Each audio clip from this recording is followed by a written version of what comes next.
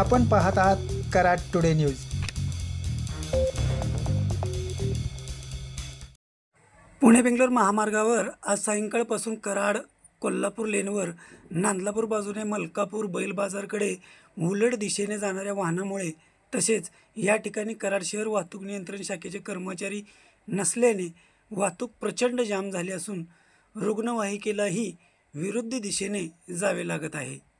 त्याचबरोबर उड्डाणपुलाखाली मलकापूर ते नांदलापूर या दरम्यान होणारे वाहनांचे अपघात, वादविवाद यामुळे ही वाहतूक मोठ्या प्रमाणात जाम होत असल्याने तब्बल 4 किलोमीटर अंतरावरील वाहतुकीवर परिणाम झाल्याचे आपण या व्हिडिओच्या माध्यमातून पाहू शकता। वास्तविक कोल्हापूर बाजूकडे जाणारी वाहतूक मोठ्या प्रमाणात जाम होताना वारंवार दिसत असून ही कोल्हापूर नाका ते नांदलापूर दरम्यान वाहतूक शाखेचे पेट्रोलिंग अथवा कर्मचारी या ठिकाणी कार्यरत ठेवणे गरजेचे आहे। सायंकाळच्या सुमारास मळाईदेवी पतसंस्थेपासून बैल बाजार मलकापूरकडे नांदलापूर बाजूने उलट दिशेने काही वाहने या ठिकाणी जात होती। त्यामुळे कोल्हापूरकडे निघालेल्या वाहनांना या वाहनांच्यामुळे थांबावे लागत होते। परिणामी या वाहतूक कोंडीची लाईन उड्डाणपुलाखालून मलकापूरपर्यंत जाम होताना दिसत होती।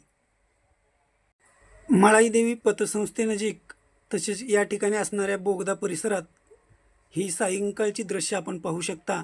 या ठिकाणी उलट बाजूने येणारी वाहने व कोल्हापूरकडे जाणारी वाहने यामुळे या ठिकाणी वाहतुकीवर परिणाम होताना दिसत आहे। ही उलट येणारी वाहने बैल बाजार मलकापूरकडे जाताना दिसत आहेत, तर त्याच बाजूने काही वाहने ही महामार्गावर येताना दिसत आहेत। याचा परिणाम कोल्हापूरकडे जाणाऱ्या वाहतुकीवर होत आहे।